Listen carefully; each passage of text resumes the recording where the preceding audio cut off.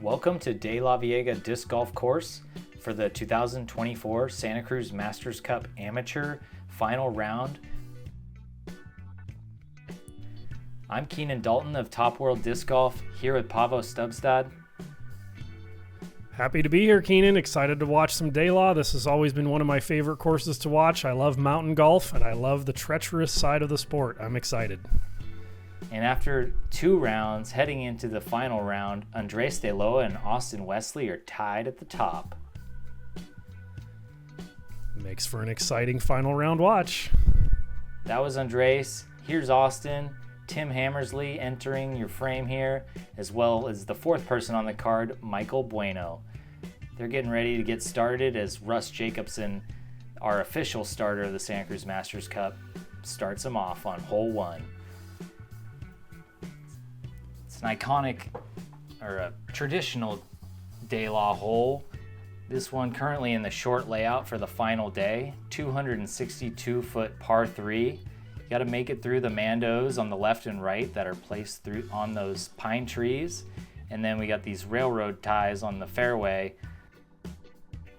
If you get up over them, you'll definitely have a look for birdie.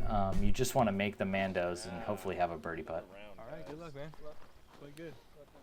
Yeah, like you said, Keenan, classic starting hole out here at De La. A little bit different than we're all used to seeing in the short pin, but still very tricky with the uphill nature of it, combined with both a low ceiling and a high floor. And there's the most common mistake, into the railroad ties. Not a bad shot, though. Yeah, he'll still have a birdie look. And second on the box, tied with Andres, is Austin Wesley.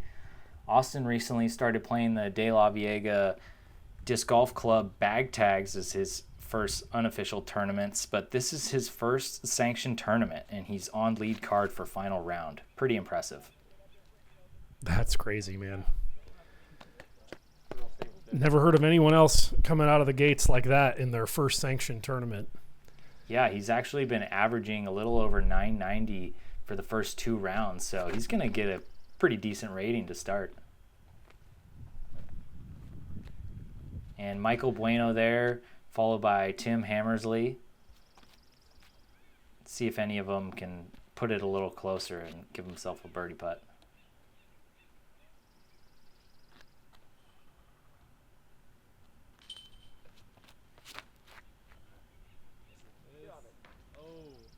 Oh, it was a good-looking shot until he got that kick. Oh, and a nasty roll. Yeah, almost rolled past the mandos, but it didn't. So he's not really going to have a birdie opportunity. It's kind of going to be a scramble to save par.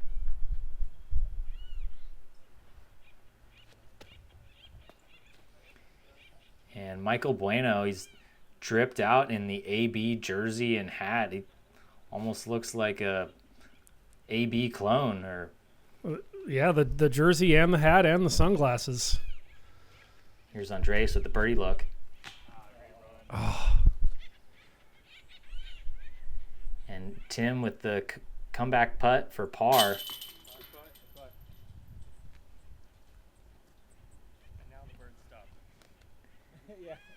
Getting razzed by some birds?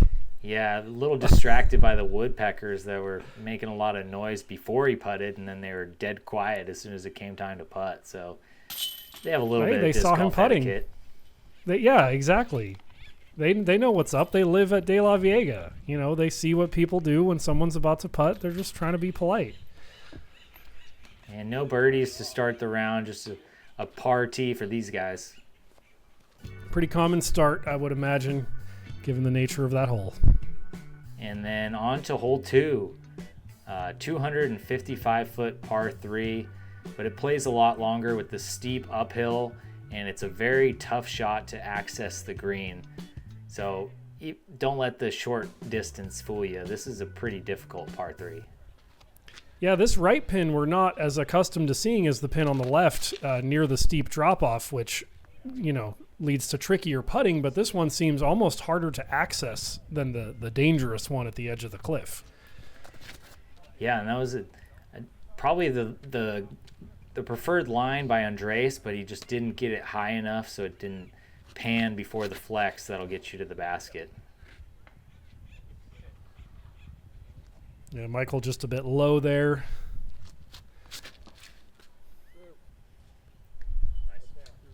And Tim actually threw a mid-range there. He said he prefers that because it's less likely to roll away. Yeah. I mean, you can't fault anyone for playing this hole for par. It averaged 3.47. So getting a par is getting half a stroke on the field almost.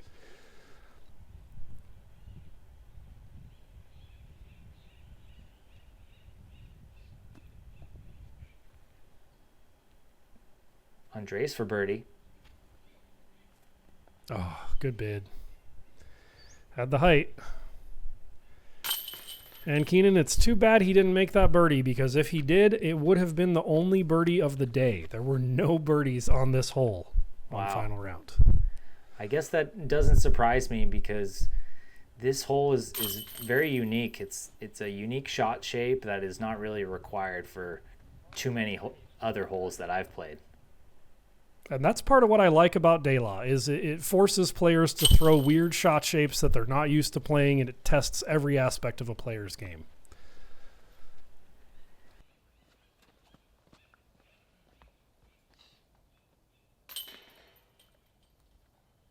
And it's another par frame to start the round. Heading over to hole 3, this basket never moves. 354 feet. The play is either down the gut, a backhand. I've even seen a backhand roller, or the big sidearm shot out to the left and just let it fade towards the basket. Definitely produces some ace runs. We'll see what these guys go for. Classic De La shot right here. Andres throwing that same disc as hole 1, the big sidearm. Looks a little wide. It's going to need to swing back. That should give him a birdie look. Yeah, looked pretty good. This hole is actually our first one that averaged below par at 2.96. And this is a prodigy mid-range that Austin was very good at throwing. And Michael throwing a mid-range. I think this one is a DGA Aftershock. Leaking quite far left there. You think he's going to be able to save par from out there, Keenan? Yeah, he's over near hole 6's tee pad, so it should be a pretty wide open up and down for par, but not very much potential for a birdie.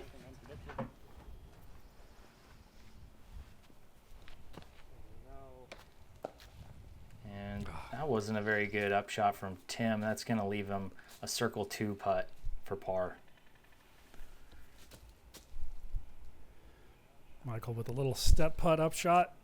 By the way, I got to give a shout out to Michael's Anthony Barella outfit. The shirt, the hat, even the sunglasses. He's got it all. Ooh, great putt there. Yeah, good par save. Great from par Tim. save. Yep.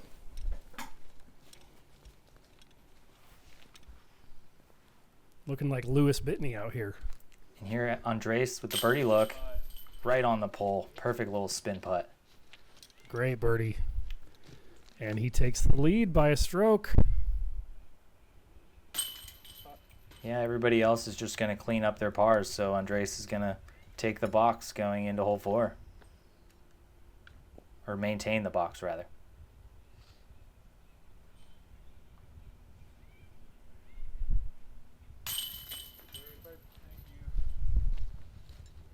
Oh, he birdied too. For some reason, I thought we had already seen an upshot, and so that was going to be for par. I'm still learning these players. My apologies. So he did not take the lead. They are still tied for the lead. Yeah, that was a great drive by Austin with that prodigy mid. Easy putt. Moving on to hole 4 in this short position, 318 feet, par 3. This is a tough shot. It's usually backhand, the low screamer under the trees or up over the top to crash in on the basket. It's going to get you the best chance at a birdie. And here's a funny stat on this hole. It averaged the exact same as the previous hole at 2.96, down to the 100th of a stroke. It looks like Austin's throwing that mid again. Michael called it a dirty disc. And looks like Michael's throwing his aftershock, but that's the tree to beat right there. Just left or right of it, and you'll be close to the basket with that power. That hits pretty early, kicks left.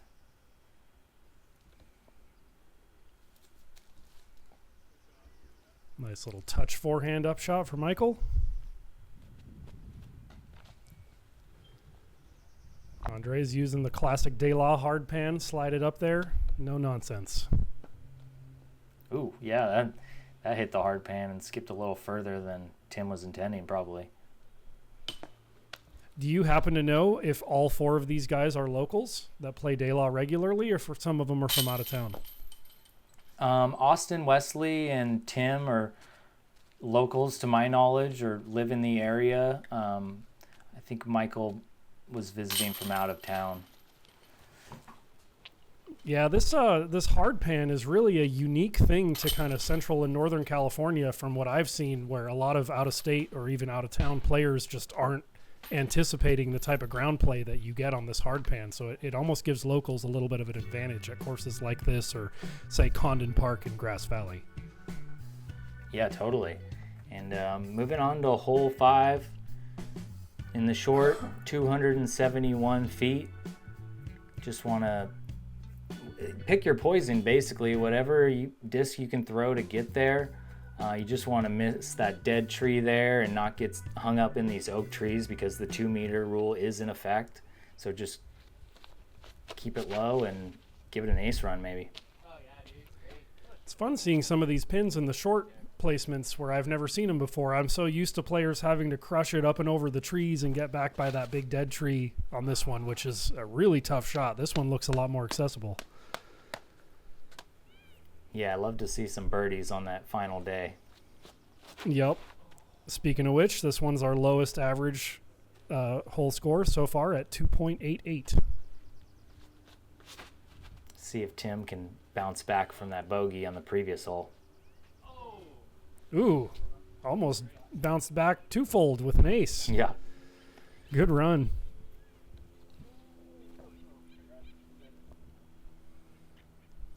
And Austin's kind of got the oak trees in the way. That gives you a really tough putt there.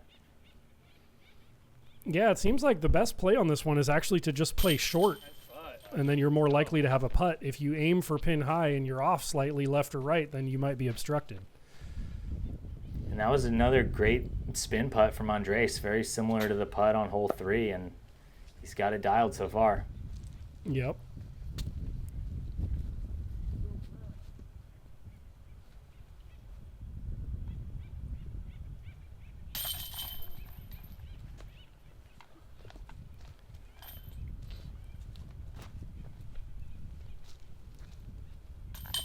And some tap-ins from the rest of the card.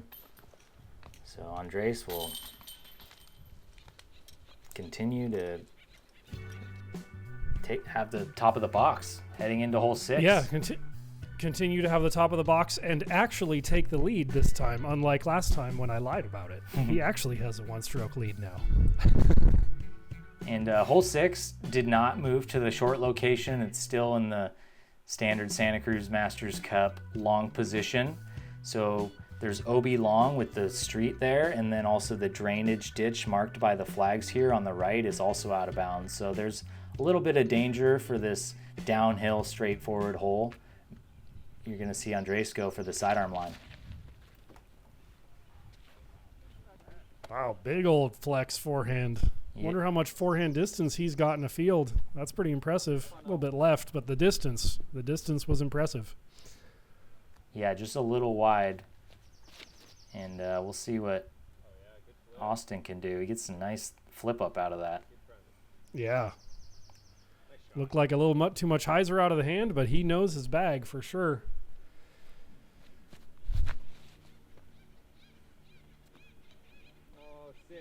Michael dead straight. Wow, what a flight. Flights It's heading like that are towards fun the to road. watch. Ooh, hits the log and saves it from going long OB too. Yeah, that road is real close behind if I remember correctly. Yeah, it's probably only 12 feet behind the basket that you got the OB, so it's close for sure.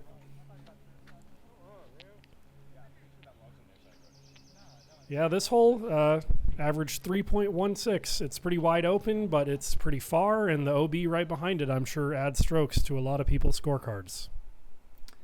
And this is what Andres is left with. It's barely a look at the basket. It's pretty much a pitch up and try and save par.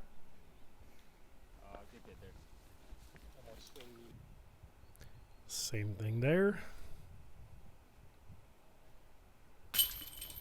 Ooh. Great birdie from Austin. Yeah, that's a scary death putt with the OB, but makes it nicely.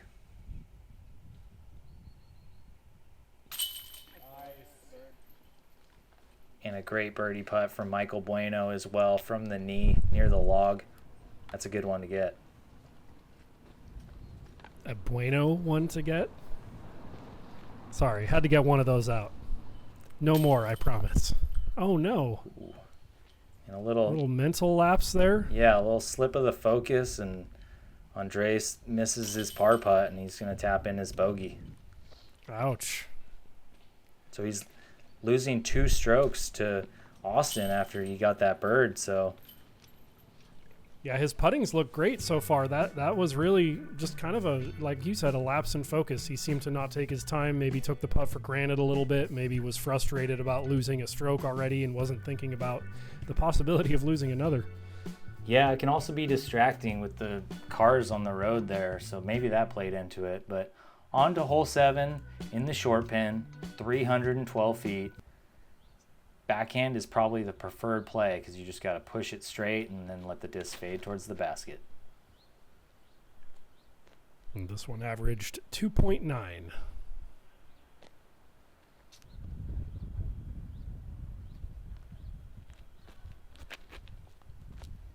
And that looks a little high. It's going to need to get down.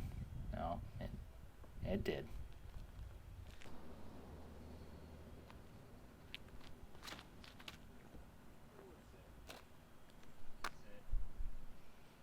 And yeah, that was too stable. Finished out left. It's might have gone into the acacia trees a little bit.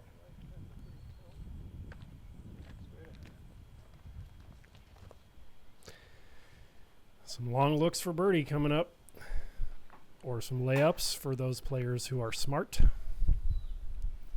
Yeah, and you can see that the earth underneath the basket is really eroded, so the basket's almost elevated because of it. A unique way to elevate a basket. Here's Tim out of the acacia trees. Yes, what a putt. Kneeling with the branch in front of him, low ceiling, high floor, probably 45, 50 feet. Great putt, Tim. Yeah, that'll get your round going.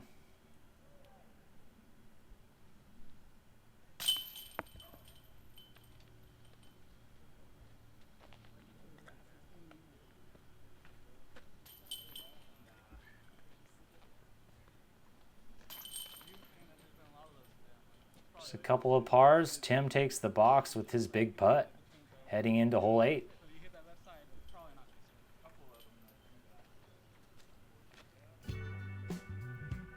Hole 8, another one of the signature holes out here at De La Vieja. Only has one pin position here, 348 feet. Pretty much dead straight. Finishes, the basket is kind of close to the road, so that definitely plays into it. You don't want to let your drive leak out to the left and hop OB.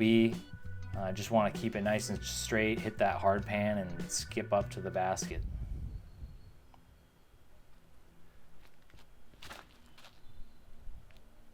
Oh, too much turn. Yeah, looks Find like a way. maybe it'll fight back. No.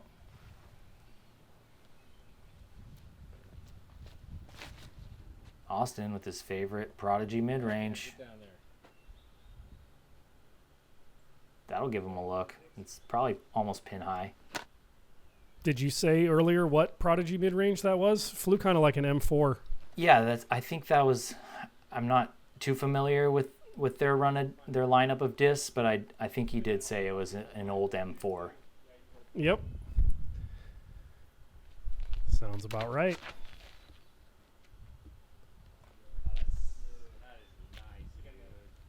Looks Wow. Yeah, Andres may be throwing a mid-range as well, just dead straight. That's exactly what you want.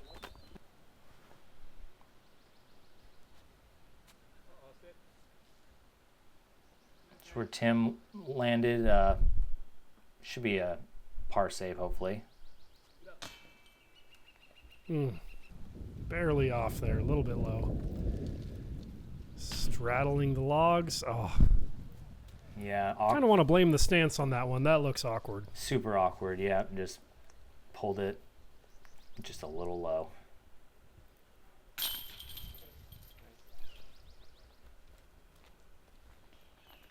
Great drive from Michael to be that close, and Andres as well.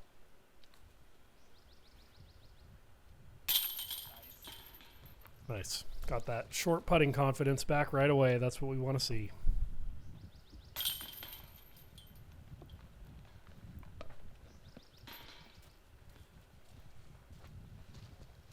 And we're tied back up at the top.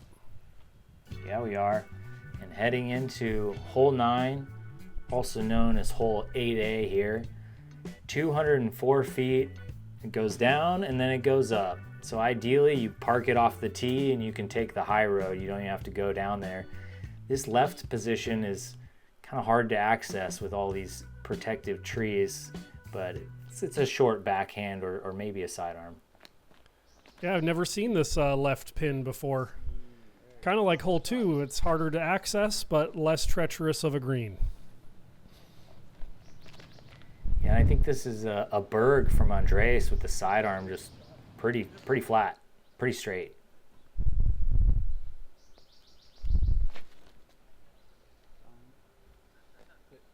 Fading out a bit early. Might have a putt from over there. Yeah, he didn't quite get to the road, so at least he's not OB. Even this hole at 204 feet. Ooh, it sounds like someone may have aced on another hole there. Yeah, a little bit of the backstory? commotion. Hole 17, tournament 18 across the road. At that moment, somebody just splashed out for ace. Oh, man. Anyway, like I was saying, this hole, even though it's only 200 feet, 204 feet, it averaged at 2.86. So not like way under par, which shows you how technical every hole at De La is, even the short ones. And I think Tim was a little excited after he shook off that distraction and gave this basket its own ace run. I think I might have been distracted looking down at my stats when that happened. I'll have to watch it back later. And Michael Bueno taps in his birdie. And Andres as well. And Tim should be pretty close after that one. But first, Austin tapping in his par.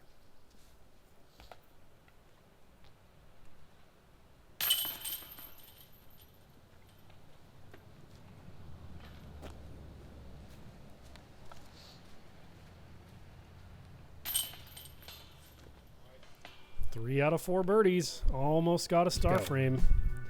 A rare sight at De La Viega. And on to hole 10, 323-foot par 3. This is in the straight traditional position. The preferred shot shape is probably a backhand flex shot or something that hyzer flips to dead straight in order to access this protected green.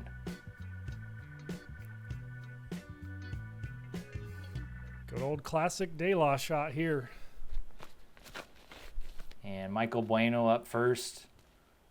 Early release a little bit. Good kick, I think. Yeah, good Should kick. make the par save a little easier. Yeah, maybe even a long birdie look. And that looks great. Just turns a little bit too much and heads kind of closer to the right pin position, but since we have such a great maintenance team here at De La Viega, they've cleared out some of those invasive acacias, so he should have a birdie look from where he's at. Austin with a little bit of a higher line. This looks like just the right amount of flex. That looks that looked great. Ace run. Great shot there. Yep.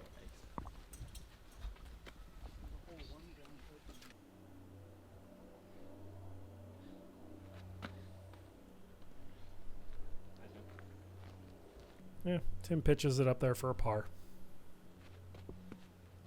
Michael with that long birdie look.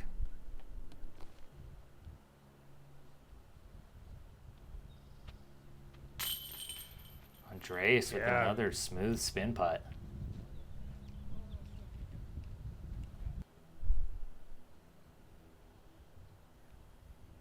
And here's Anthony Barella, or Michael Bueno.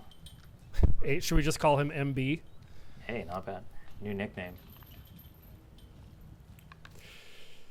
The only thing he has that AB doesn't is the mustache. Now I'm just trying to picture AB with a mustache like that.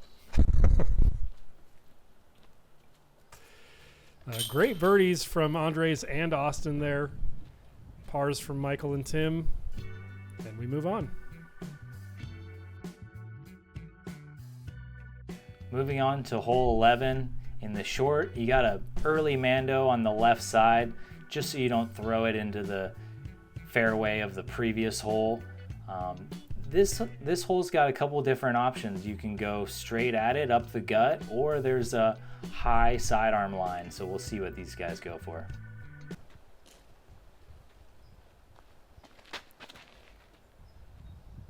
Up the gut, little flex forehand, little too much height, fading early. Misses the trees though, might have a look.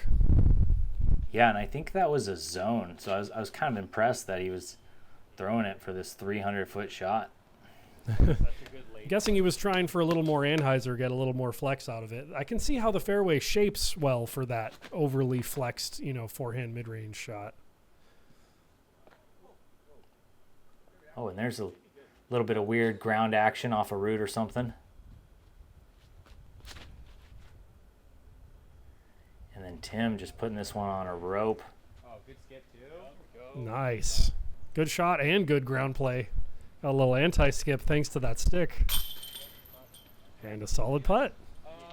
Yeah, and I actually talked to Tim, asked him what he was putting with, and he said that those were some James Conrad Nomads.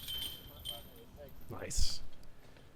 Are we about to have our first star frame of the round right here? I don't want to jinx it. Let's see. That's 2 out of 4. 3 out of 4. Yeah, great play on this hole from our lead group. See if Michael can make it 4 birdies. Nice. Good work, boys. Oh, I heard it. The Jomez star frame sound. One of the players made it. Heading on to hole 12, the last hole of part 1. 297-foot par 3. This is also in the short position. The drone here is currently flying the route that I prefer. It's kind of a sidearm flex shot. Plays a little longer than 297 because you have to use the stability of the disc to get it to go left before finishing right. But there is still the backhand line, just straight up the middle, and hope that you have a look. But first, we're going to show off the drives from the chase card because at Top World Disc Golf, there's never enough disc golf. It's a good policy, Keenan. Looks like they're all going with that flex forehand line that you were recommending. Yeah, Derek throwing it a little bit too much Anheuser or not enough stability in the disc. This looks a little bit more like what you want. Back to the leaders. Andres throwing it almost perfectly. That looked great.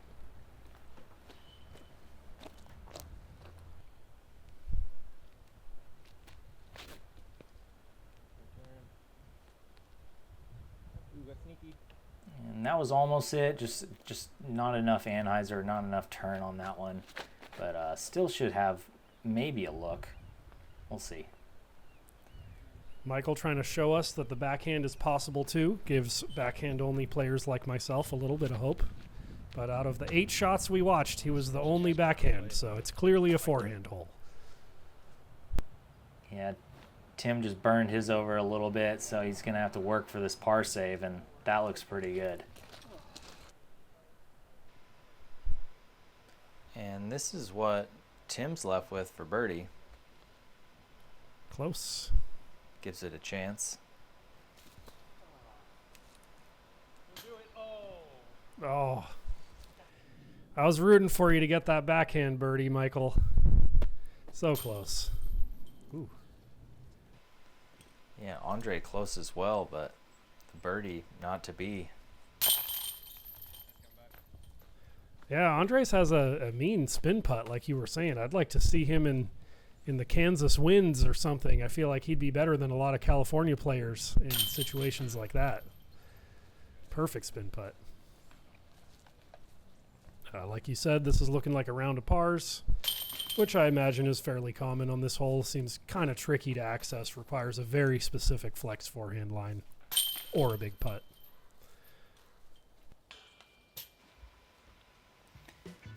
And after 12 holes, here's the scores for your lead card. Andres with -5, leading the pack.